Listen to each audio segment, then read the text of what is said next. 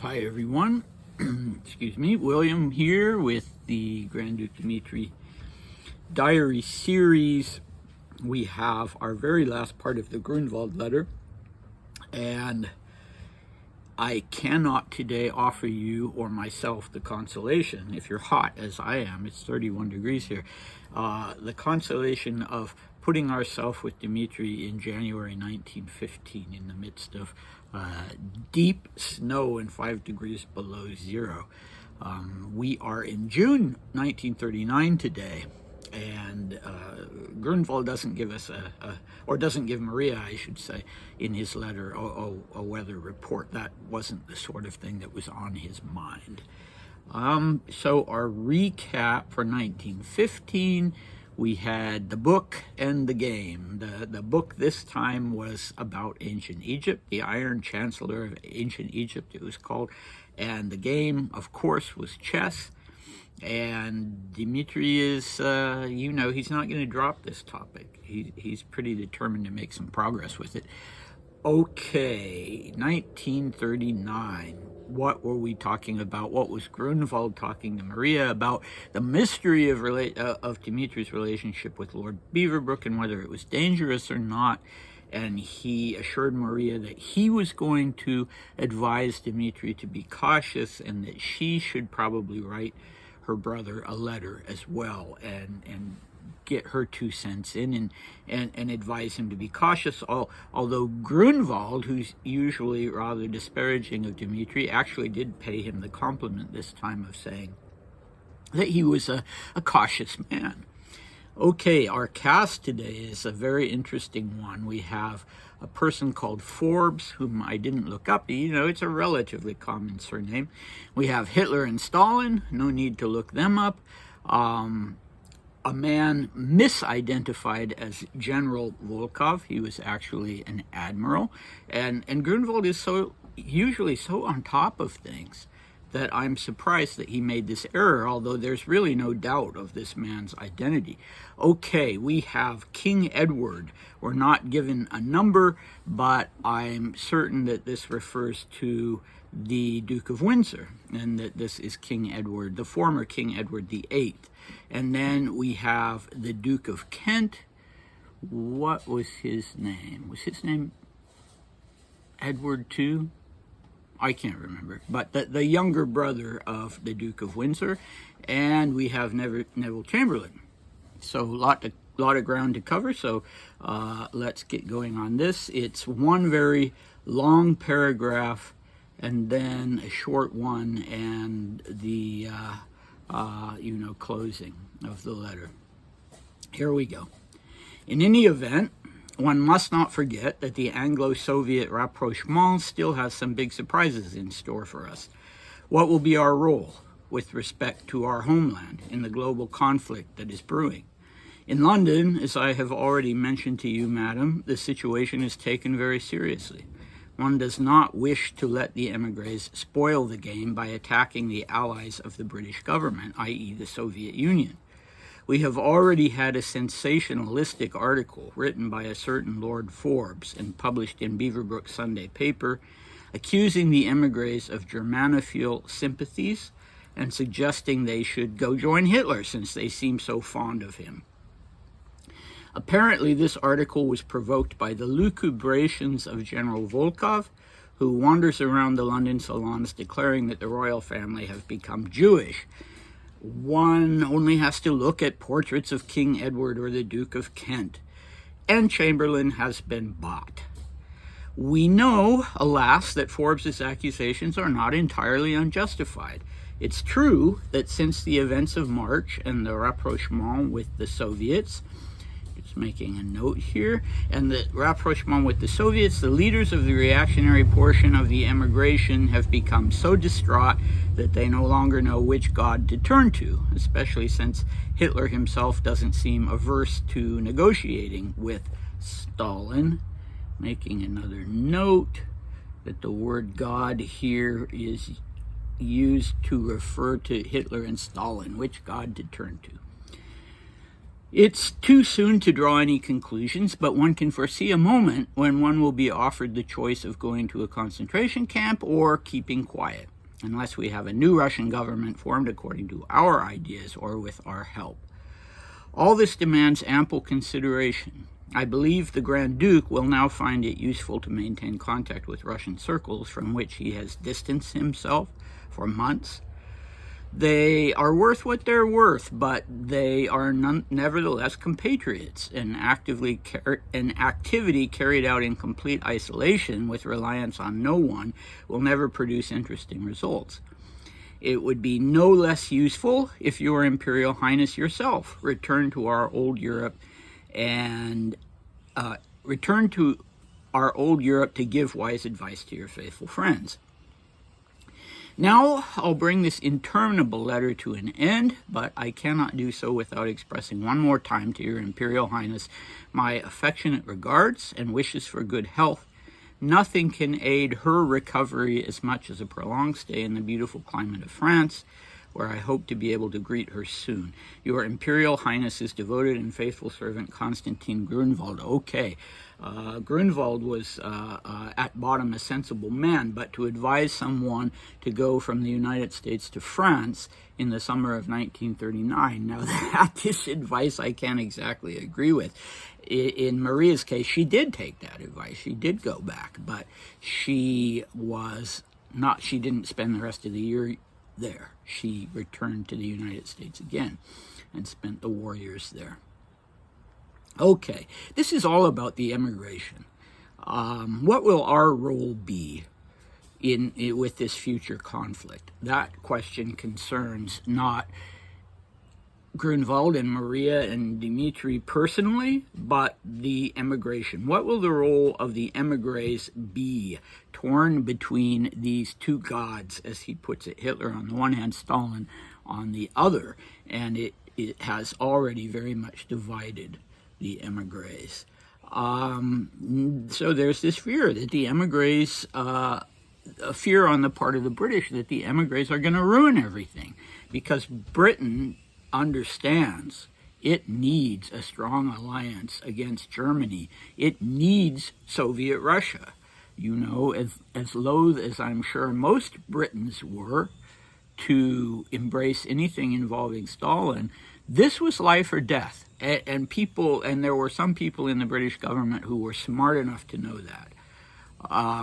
And so this fear, Grunwald has to admit that it's just that the right-wing emigres in Britain are going to blow it as far as the alliance is concerned. They're going to blow it for Britain because of their criticism of the Soviet Union and their fondness, as he puts it, for Hitler. So I made a note for myself here that I need to find this Forbes article. I should have looked him up because he's Lord Forbes. He's not just Mr. Forbes. So it'll probably be possible to find him. So in actual fact, some of the emigres did go and join Hitler. You know, I don't know what the percentage was. It certainly wasn't the majority. But some did, just like some British and some Americans did. And, I met one who supported, if not Hitler, then the German cause, a young man at that time, a prince, not a royal prince, but from one of the major Russian noble families. And he had enlisted with the Wehrmacht, and he had fought with the Wehrmacht. And after the war, it was another Russian emigre who had fought on the side of the British, who actually ended up saving his bacon and getting him false papers and hiding him in Italy for the amount of time that was needed. And so I met this elderly man in France, where he was living, and I was told never to mention this to anybody. Although I'm rather inclined to believe that at this point it wouldn't be a big deal. Maybe for his children and grandchildren it would. And that brings me to the topic of Admiral Volkov. He was Nikolai Aleksandrovich Volkov. He was a vice admiral in 1939. He was 68. He'd turned 69 that year. He had been attached to the service of Grand Duke Alexei Alexandrovich, and then he'd been a member of Nicholas II's suite. And after he left Russia, after the revolution, he started a successful business in London called the Russian Tea Room, or I've heard it referred to as the Russian Tea Rooms, even though it wasn't, there weren't, it wasn't a chain operation. There was only one of them, I believe, and in Kensington, and a very popular place, as one would imagine, for the emigre community. And he and his family were, not all of them, his son wasn't, but he and his daughter, I should say, were very much pro-German and even pro-Nazi. I don't know how far it went with Nikolai. He clearly was horrifically anti-Semitic. If he's going around telling people, and for an immigrant to Britain to be going around telling people, oh, the Windsors have been Judaized, as he puts it, and I changed that to have become Jewish, and just look at their faces. I mean, if the Windsors did or do have any Jewish blood, then great. But for this guy, of course, he was bringing it up because he considered it a black mark against them and parroting the kind of things that were coming out of Germany. But Nikolai is less interesting than his daughter, Anna, because she actually dived in and became a spy for Nazi Germany. And there's a very good book about that by a man named, what is his name? Paul Willits, called Rendezvous at the Russian Tea Room. And it didn't get a big publisher. It's a niche publisher, but I managed to get it on Google Play. I'm sure you can also get it on Amazon. And it tells you the whole story, and it's fascinating. And my connection to the Volkovs, I met the son of Nikolai Alexandrovich's son. So the grandson of Nikolai Alexandrovich and the nephew of Anna, and he's actually changed his name because his father was not a Nazi sympathizer, and obviously it's heartbreaking for him and the rest of the family to have relatives who were. And so his aunt, I never met, but she was someone well known to my, one of my closest friends and even surrogate father, Philip Goodman, through his wife, who was a cousin of the Volkovs, of this Volkov gentleman who's changed his name.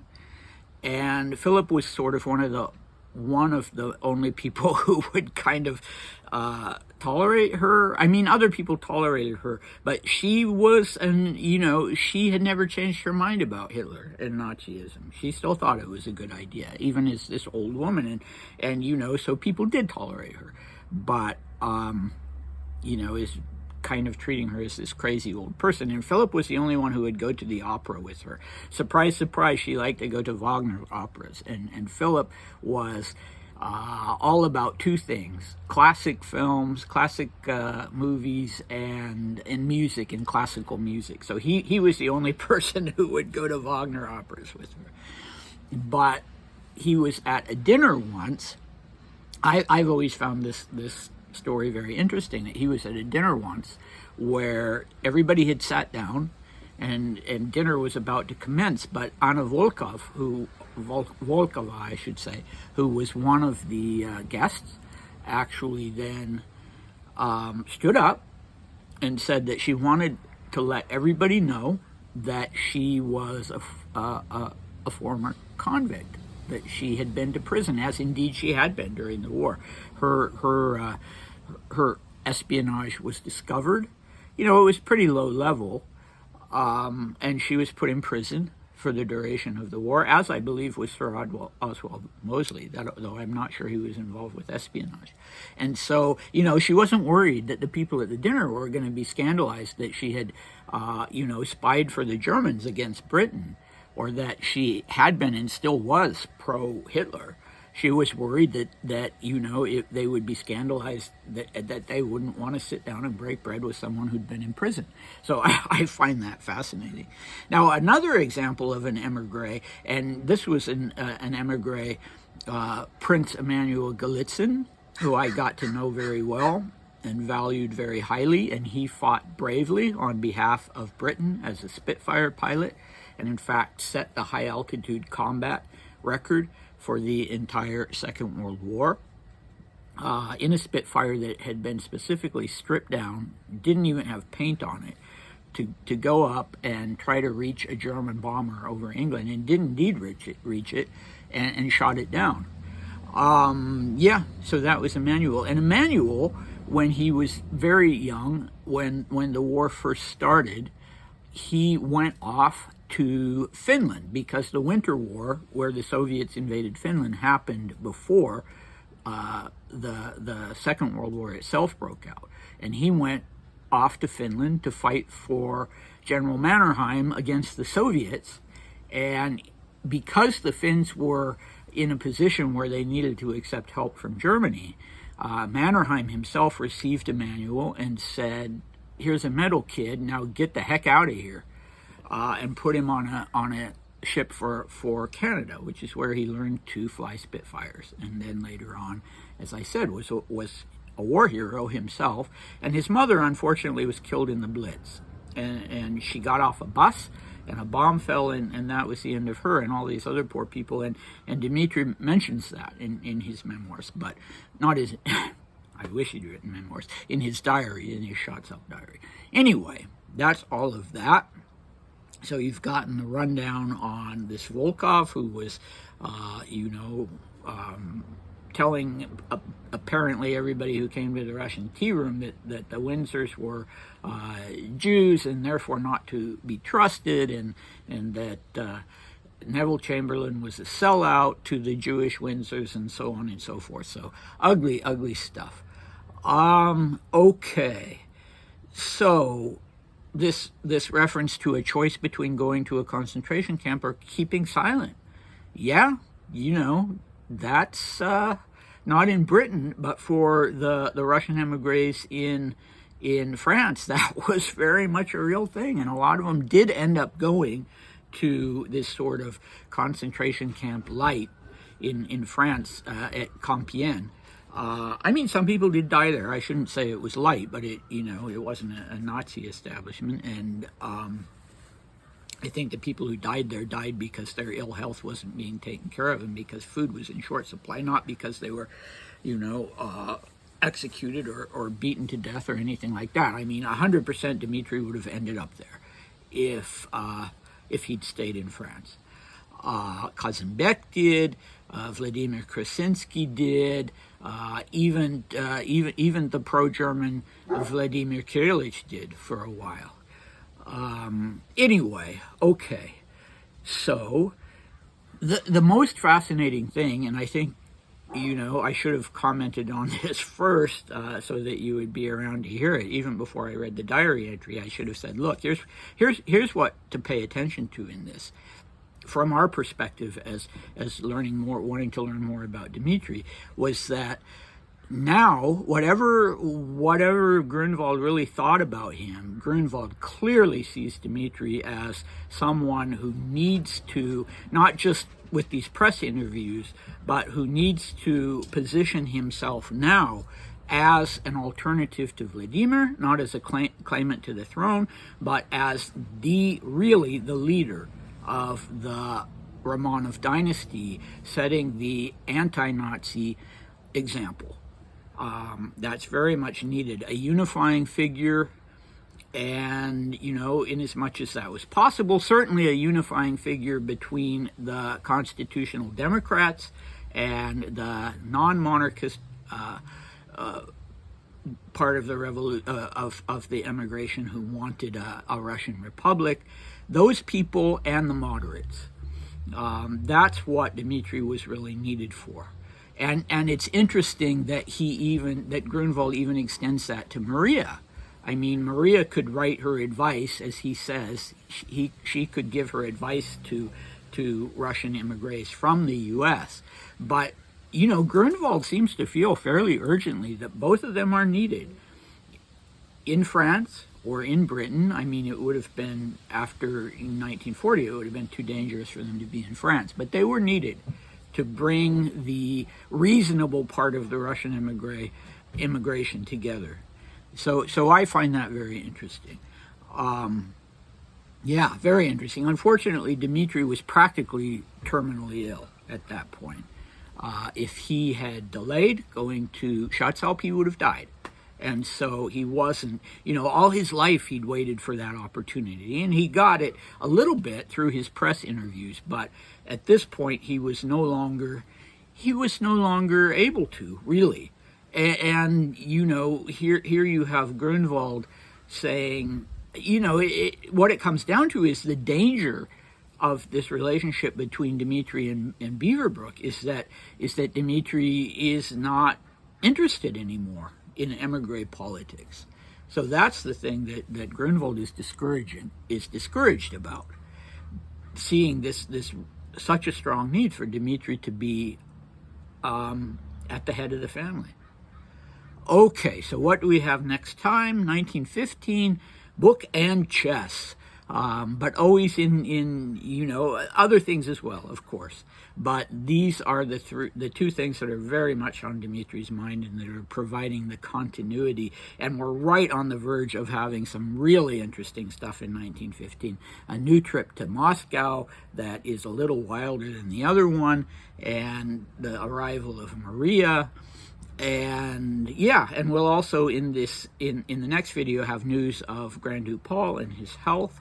And my two colleagues in Russia, Natasha and Alexandra, I need to remember to write to them today, they'd sent me the transcripts for January and February 1915, and now they've sent me the rest of the transcripts, so that's great. We'll be able to continue on with 1915 as things get more interesting. And I should also say that a person who's going to turn up on this next trip to Moscow and be very important is Countess Brasova, Grand Duke Michael's wife. Okay, in 1939,